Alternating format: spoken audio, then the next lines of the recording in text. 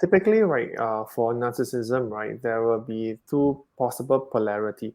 One is that the person does not, there's an over inflation of their ego, whereby they do not have the content or the depth.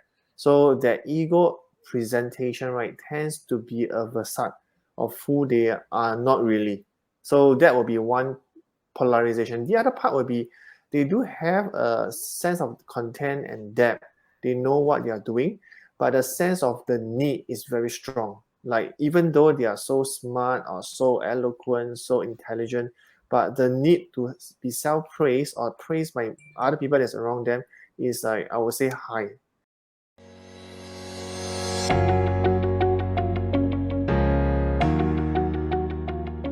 You are listening to another edition of the WADT podcast. Today, Eugene Chong is returning to discuss on the subject of ego. Do only men have it? Is having an ego a good or bad thing? Eugene Chong, the principal counseling psychologist at Seeding Minds, he will come and share with us about ego and what it does in men's lives. And just as in previous episodes, we will be announcing a promo code that you can use for something special. So keep listening to the end. If you like what you hear, we hope that you will subscribe to our podcast and share it with someone who might like it too. And so without further ado, here's Eugene. Hi, Eugene. Welcome Hi, Eugene. to WADT podcast again. Hello, welcome. Thanks for inviting me again. I really enjoy being here.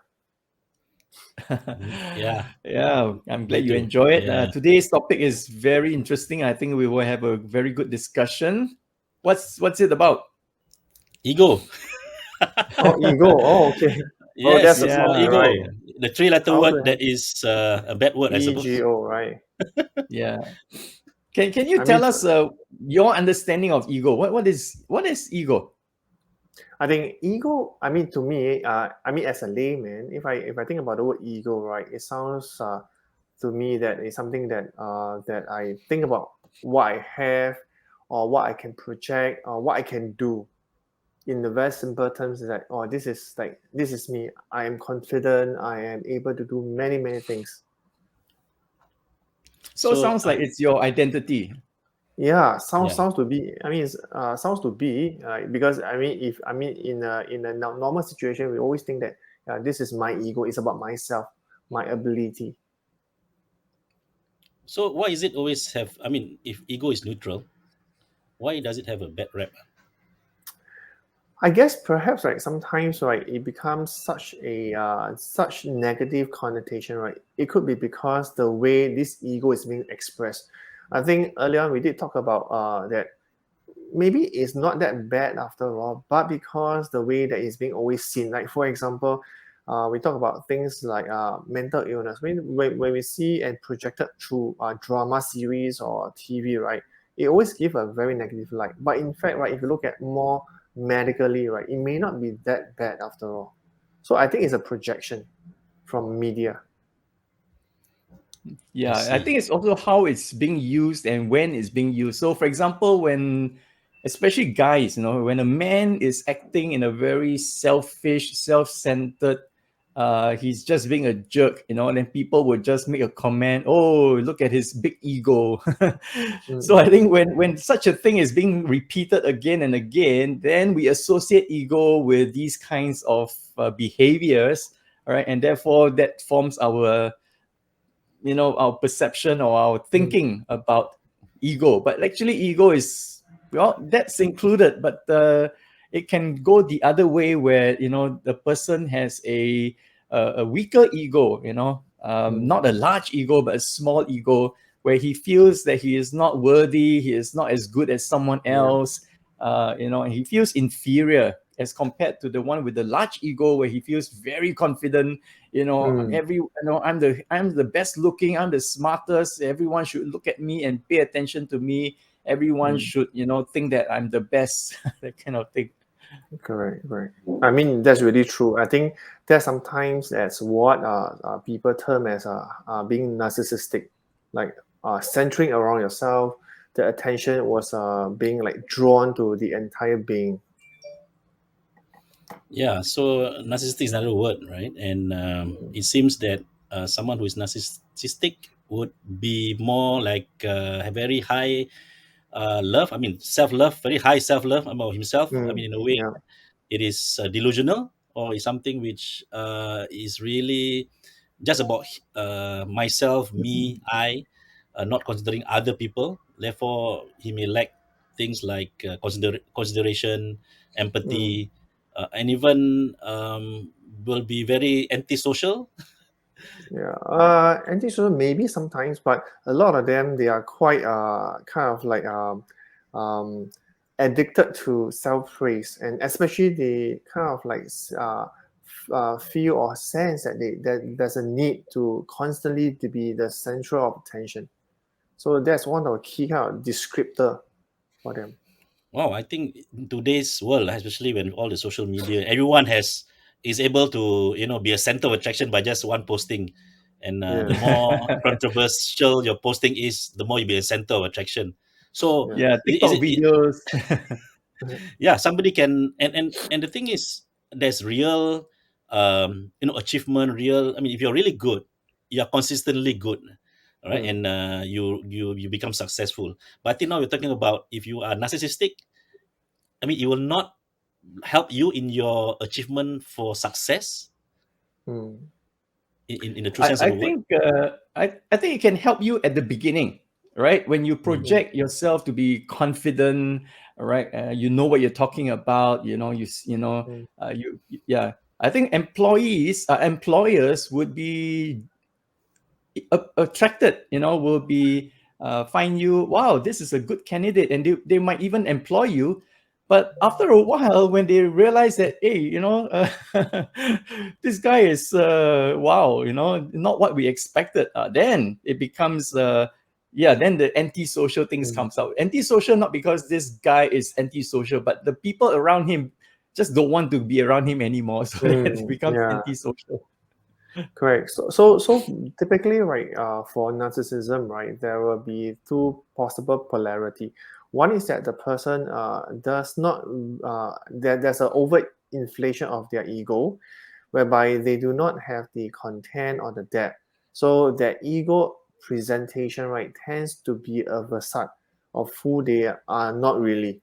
So that will be one polarization. The other part would be they do have a sense of content and depth. They know what they are doing, but the sense of the need is very strong. Like even though they are so smart or so eloquent, so intelligent, but the need to be self-praised or praised by other people that's around them is like I would say high. So therefore, that becomes a form of narcissism. I Yep, see. yep. And I think ego is important. I think we want our listeners to understand that we need that ego, because the ego is the way we define ourselves, right? And when you introduce yourself to others in social interactions or even on social media, I am whatever you call yourself, that's how you see yourself, and or maybe that's how you want others to see you. In this modern day and age of personal branding, right? Mm, Everybody is talking about, okay, how do I want people to see me, right? So they call themselves influencers, they call themselves connectors, whatever, right? So they are projecting a certain image of themselves, and that comes that can be your real ego, or can what people call altered ego. Your yeah. alter ego, right? But not your real self. Your real self may be a timid guy, but the image you put out there through your social media and all that, is Mm, a very very extroverted, very yeah. yeah, eloquent person, right? Correct. So Correct. I think we have to be careful. In order to be authentic and true to ourselves, we need to really know who we really are, and in that sense, that we are defining or discovering our ego. And ego is also not a one solid you know thing. It's actually a mixture, a combination of many aspects of our lives. For example, you may feel good in about yourself in terms of your academics, But in the terms of athletics, you may think that you're not good. Maybe you're not born with that kind of athletic gene, and so you feel very shy or maybe ashamed about that aspect. And other areas, so it's a whole what do you call that? I wanted to say conglomerate. It's not. Okay. Yeah, it's a mixture, of different aspects. Yeah. So in some areas you might be high, some areas you might be low, some Mm. areas you might be just nice. Correct. So I think that's a part that you may not be good in everything. I mean, but the sense of like recognizing that who you are and some of your strength and your weaknesses and to appreciate them. I think that is the crux of a good self-ego, a positive self-ego, or maybe sometimes you call self-esteem. So once you are able to come to that point to recognize your strength and weaknesses and accept them and learn to develop, I think that will be positive.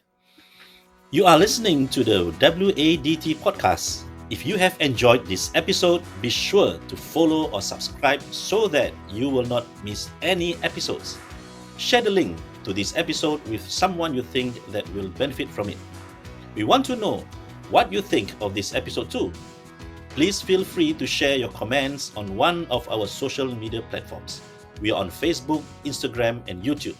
You can also email wearethatstu@gmail.com if you have a question or need help. And now, back to the program.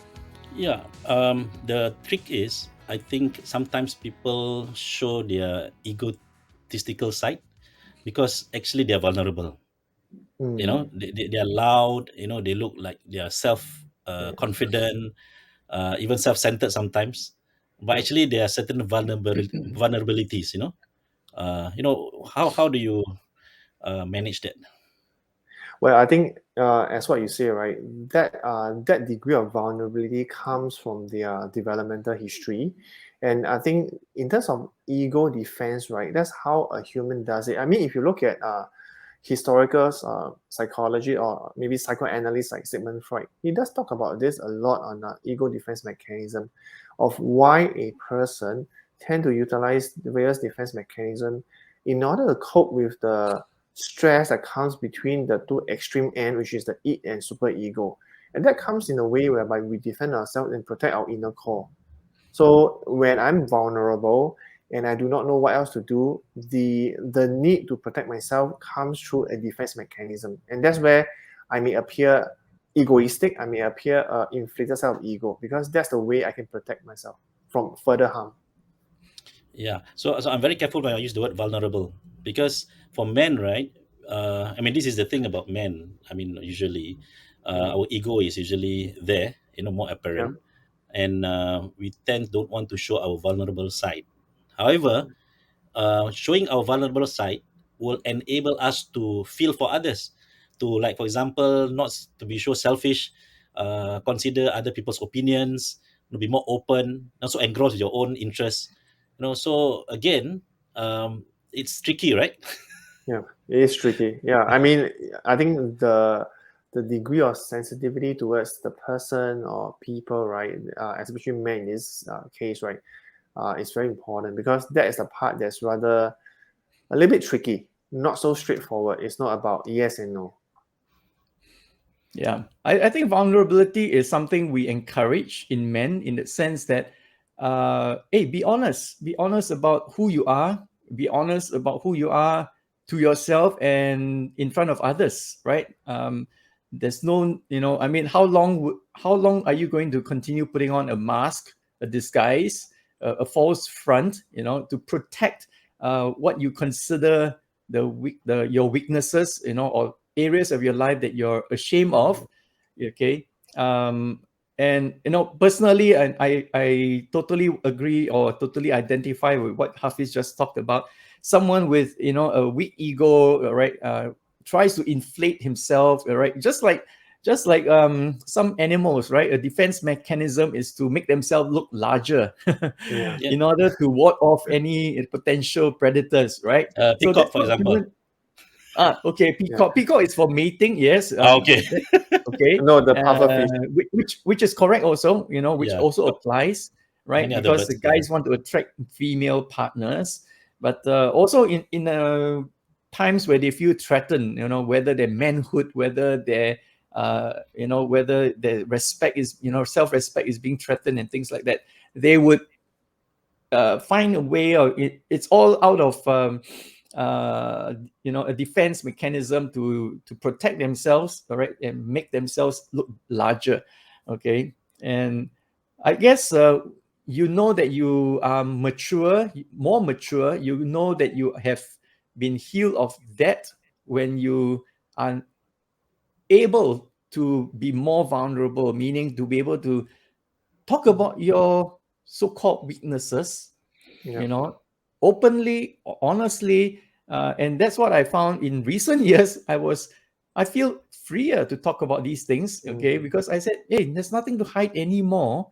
All right. If my story can help somebody and to encourage somebody, then I would rather use my story and talk about my weaknesses, my, deep, dark secrets, all right, so that somebody else benefits, you see. Yeah. So I would encourage men, if you feel you need to hide, if you feel that you need to put up a false front, I totally get it, all right.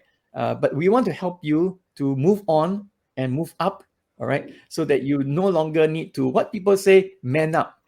No, you don't always have to man up, all right. But the better way is to open up. Open up yourself, and to right people, of course, not to any Tom, Dick, and Harry. Okay.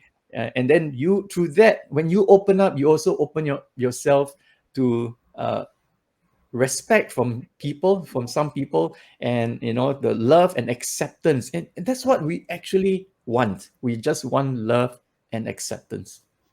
Yes, totally agree. I think it's about the safety that the man feels that when they are ready, they can open up. Because unless they feel safe, they really find it hard. I mean, if I'm a vulnerable person, to open up and to share about some of these challenges that I face as a man. Yeah, I think Paksan, thanks for sharing that. I think I want to revisit even when you overcome, all right, the so-called your vulnerable side, able to overcome and then tell people without any judgments of yourself, and then you also don't think people will look at you differently. What is it? Is it the sense of purpose? The is it that, oh, there's no other way already? I tried other ways. This is the only way, and you tried a bit and it works. What actually made you able to do that? I think it's a combination. Well, thanks for that question. I think it's good for me to reflect on it also.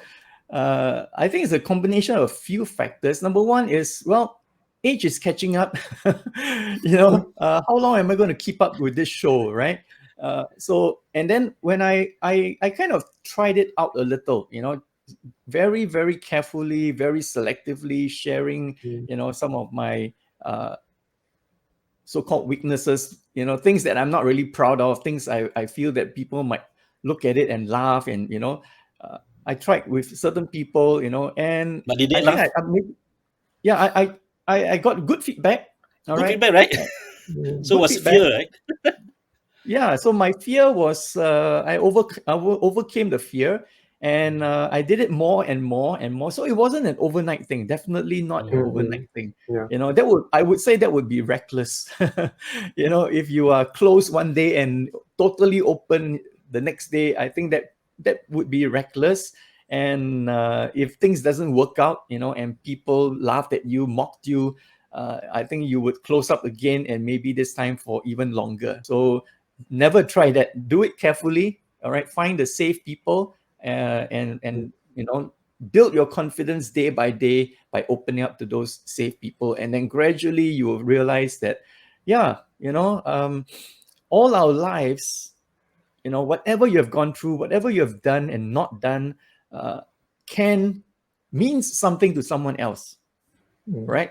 So that's what your life is for. That's what gives your life meaning and purpose. Okay, whatever you have gone through, your life experiences, the lessons you have learned, if you begin to share it, then you become meaningful to someone else. Oh, I think that's a good reminder for all ages of people. I mean, some of us wait until the end of life, or even And they write a memoir.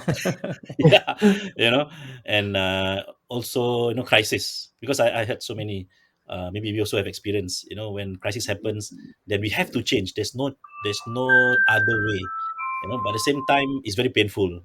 Okay, so we have to make a choice whether you want to change now, gradually, and have of course, the condition is what was mentioned just now, right? You need to have a safe space. You know who are the people that you can trust. Don't start announcing everything on social media and you regret it the next Yeah, after you send it out. correct. Yeah.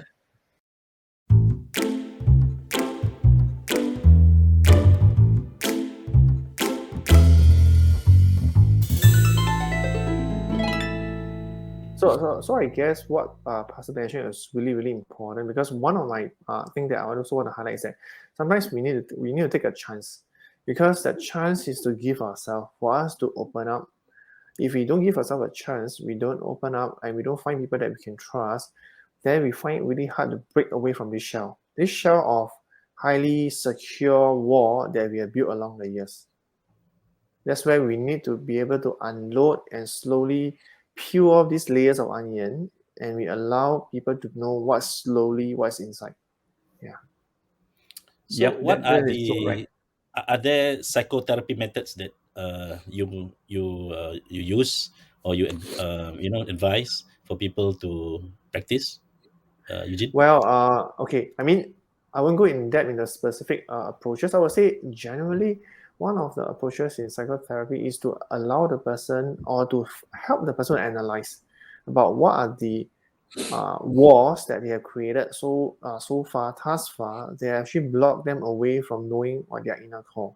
So it's through talk therapy, it's through uncovering the attachment, it's through uncovering the mindset that has been deposited within their inner core. So as they find out more, they learn that, oh, this is a part that I've created for so many years.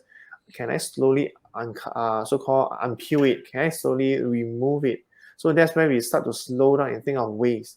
Let's change this a little. Let's change the way we think about this particular idea.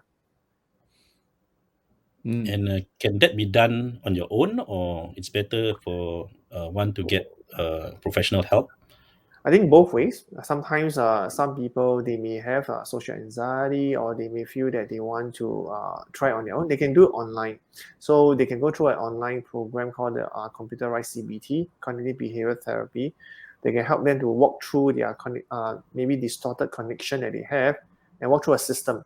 The other way is that if you do face-to-face, it's good because there's a feedback. So whatever that you are trying to attempt to adjust, right, the feedback be given to you, and we can work along the way. Because sometimes it's not so straightforward that it's not when you do A, you will get B.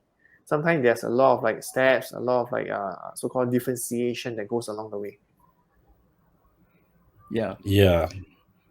I want Yeah. to kind of go back in time, where ego was formed. Where did your ego develop? When did it begin to develop? And that is, soon after birth, after you were born, and you were growing, and it's through your parents that your ego, was gradually being formed and shaped, right? And throughout your lifetime, your ego is still going through these changes, Development. transformation, evolution, whatever you want to call it. It's being shaped and reshaped, and as you discover certain aspects of yourself, and you say, okay, I want to change that.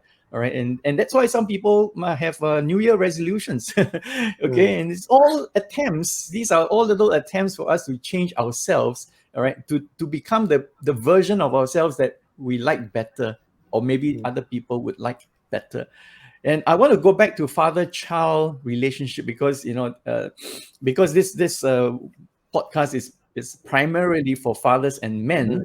So I want to highlight this father and son relationship, and I want to refer to a book called Fathers and Sons by Louis Yablonsky. And in this book, he talks about ego blending, and that's when the father's ego, all right, and the son's ego from a very young age is now blended. All right, because the son, basically, his ego is still in a very formative stage, still trying to define itself.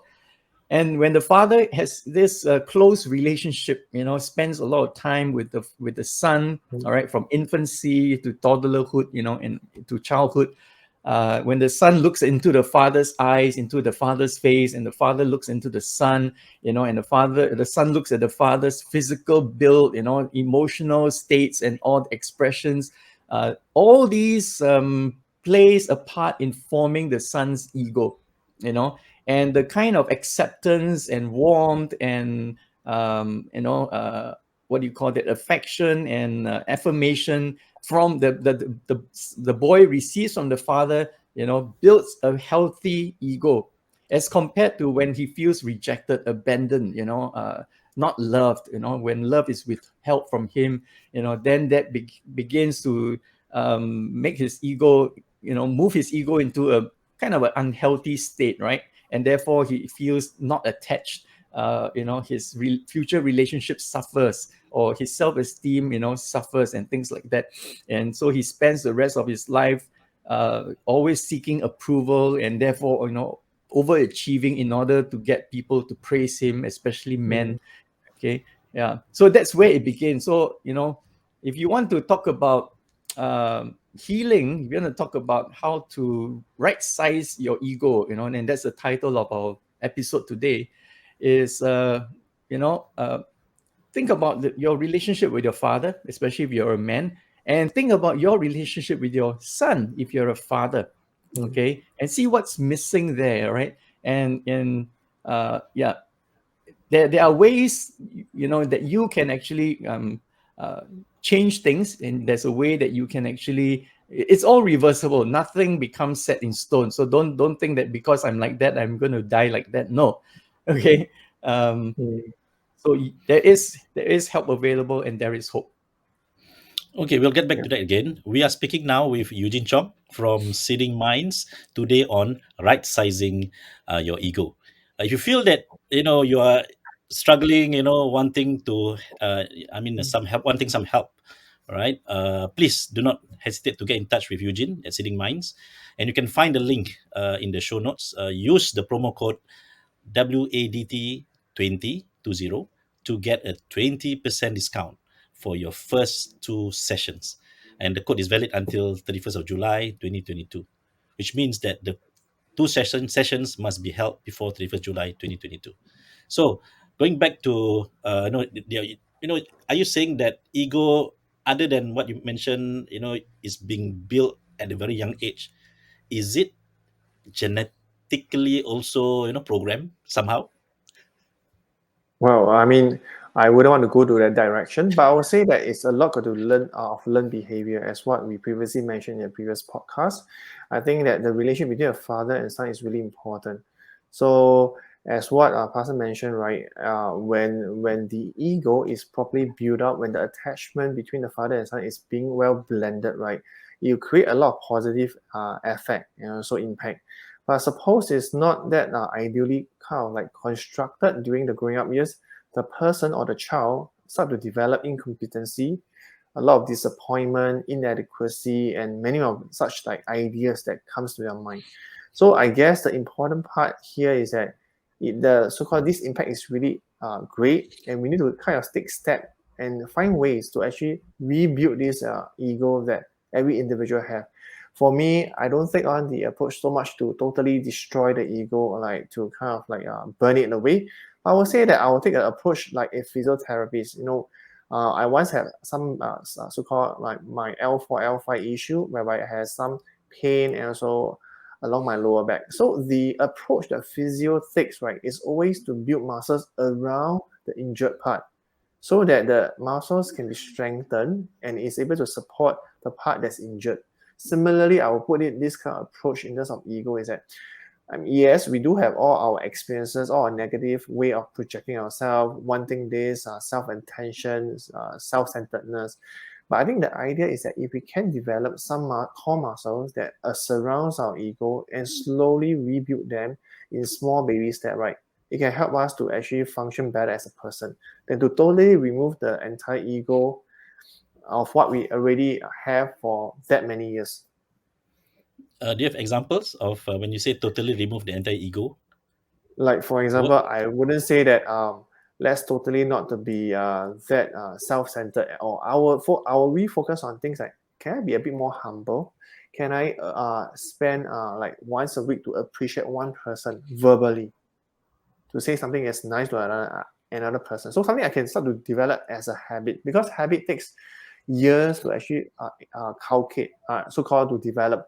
So if I can do that every week, right, I start to slowly allow myself to be more ready to give compliment to people genuinely. It's not a kind of like false like praise, but it's a genuine praise that I learn to do that. As I do that, right, my core muscles surrounding my ego, if I put it in the anatomical kind of like picture, right, it start to grow. Then that's where I think that as a whole entire ego state, right, I become more balanced or more healthy. I thought Yeah, that's a I good would analogy. describe it in this way, you Yeah. know, that just take one step, you know, at a time in opposite direction. Yeah. One So step at a whatever time. you Huh? notice One step. your tendency, right? So for example, one of my tendencies in the past was, you know, that I thought that I knew everything and I was always correct. Okay. So one of the things I had to tell myself to do is, you know, could I be wrong? And of course I have to answer, yes, I could be wrong. All right. So please listen to others. You might learn something. I say, okay. So, you know, each day I just have to put that into practice, you know, and remind myself, I could be wrong. I could be wrong. I'm not always correct. I could be wrong. So when you do that, you're taking one step at a time in the opposite direction of the direction you had been heading in. All right. And then eventually in going the opposite direction, you finally reach the middle point. And that's where the healthy ego is. Yeah, I think back Absolutely. to building, of habits, step by step, bit by bit.